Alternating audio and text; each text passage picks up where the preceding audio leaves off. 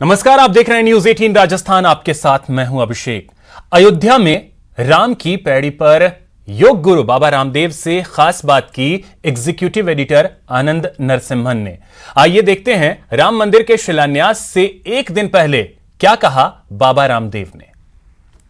Network पर अब स्वामी रामदेव हमारे साथ है। राम की पैड़ी पर भूमि पूजन के एक दिन पहले और कुछ ही घंटे रह गए हैं, निमित्त मात्र रह गए हैं, पर बाबा जी अगर आपके पीछे देखें तो बहुत दीपोत्सव की तैयारी है। ये राम की पैड़ी है, इसका स्वरूप बदल चुका है।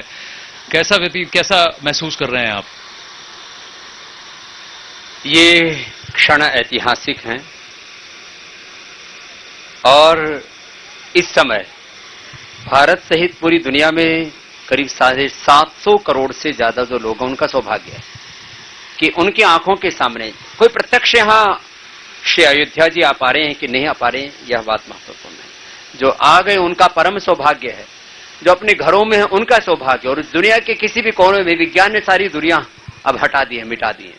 तो ये हमारा सौभाग्य है कि हमारी आंखों के सामने भव्य दिव्य श्री राम मंदिर का शिलान्यास हो रहा है और इसका बहुत जल्दी ही 3 साल के अंदर अंदर उद्घाटन भी होगा और ये क्रम जारी रहेगा।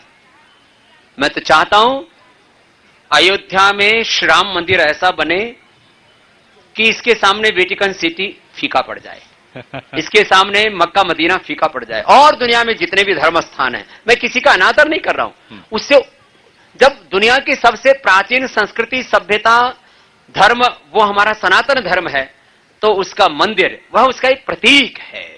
बाकी राम तो हमारा चरित्र है, हमारी मर्यादा है, हमारी जीवन का आचरण है। वो एक आदर्श पति हैं, आदर्श पुत्र हैं, वो आदर्श राजा हैं, वो मानव में महामानव है, नरों में वो नारायण हैं, पुरुषों में वो पुरुषोत्तम, मर्यादा पुरुषोत्तम श्री राम है। इसलिए यहां अयोध्या में राम मंदिर के साथ साथ निर्माण का, सृजन का जो सिलसिला है वो थमेगा नहीं। वर्ल्ड का सबसे बड़ा टूरिस्ट डेस्टिनेशन अयोध्या होगी।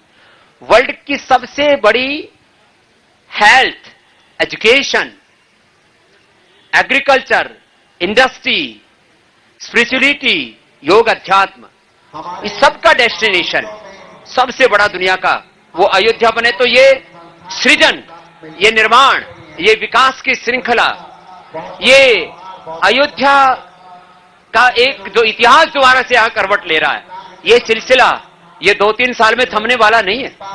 और पूरे राष्ट्र से मैं आह्वान करता हूं कि राम मंदिर तक ये बात, ये सिलसिला थमना नहीं चाहिए।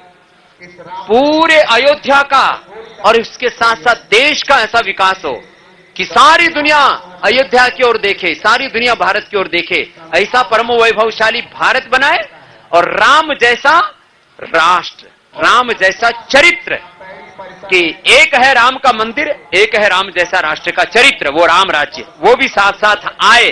उसके लिए हमें एक लंबा संघर्ष और तप करना है और उसके लिए हम प्रतिबद्ध है। मैं अपने जीवन के शेष 50 वर्ष राम मंदिर बनाने के साथ साथ राम राज्य इस राष्ट्र में लाने के लिए लगाऊंगा, ये मेरा संकल्प। राम राज्य का अर्थात सबको बताइए। राम राज्य का मतलब क्या है और क्यों? राम राज्य का अर्थ है जहां किसी भी प्रकार का दुख ना हो, जहां दरिद्रता ना हो, जहां पर कोई असमानता ना हो। राम कौशल्या के भी, अयोध्या के भी हैं, लेकिन वो अहिल्या के भी राम हैं, वो भेलनी के भी राम हैं, वो आदिवासी वनवासियों के भी राम हैं।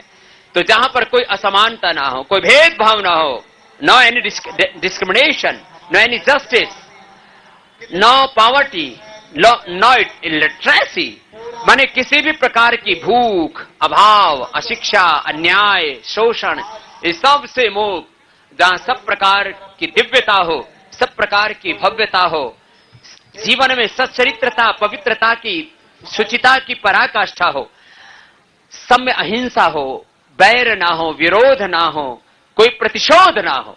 राम वन से वापस आकर के लौटते हैं तो महल में नहीं जाते, कहीं के पास जाते हैं। तो माने राम का जो पूरा चरित्र है ना, वो है राम राज्य। तो इस चरित्र को अपनाने के लिए सबसे पहले तो राम को अपनाना होगा।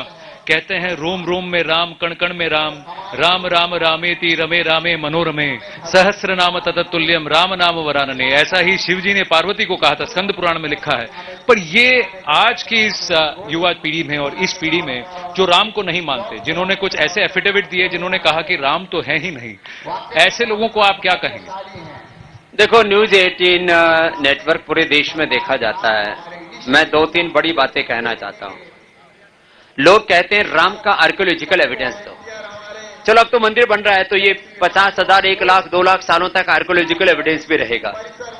लेकिन पहले हम राम को जीते थे, वो हमारा चरित्र थे। हमने मात्र पाषाण प्रतिमाएं की पूजा नहीं की है। हमने कहा है हम चित्र नहीं, हम चरित्र के उपासक हैं। हम व्यक्ति नहीं, व्यक्तित्व के उपासक हैं। तो राम को हमने चरित्र में जिया, राम के तप को, त्याग को, उनकी मर्यादा को, उसको हमने अपने जीवन में जिया। दूसरी बात, जो कहते हैं राम का एविडेंस दो, भाई पूरी दुनिया में कोई कहते हैं कि रामायण और महाभारत ये तो एक उपन्यास है जी, एक काव्य, महाकाव्य है, काव्य पुरुष हैं और काल्पनिक पुरुष हैं। काल्पनिक पुरुष है जी, काव्य पुरुष और काल्पनिक पुरुष ऐसा बोल देते हैं। कोई दुनिया का एक राष्ट्र बता दो, अरे राष्ट्र की तो बात छोड़ो, कोई उसका एक स्टेट बता दो, स्टेट की बात छोड़ो, कोई एक डिस्ट्रिक्ट बता दो, कोई एक गांव बता दो, जहां पर हजारों सालों से लोगों के नाम, उनके गुण, कर्म, स्वभाव, उनके पर्व त्योहार, उनके चरित्र, उनके चाल चलन, उनकी जीवन पद्धतियां, माने सब कुछ किसी नाटक के आधार पर चलता हो। तो राम नाटक नहीं है।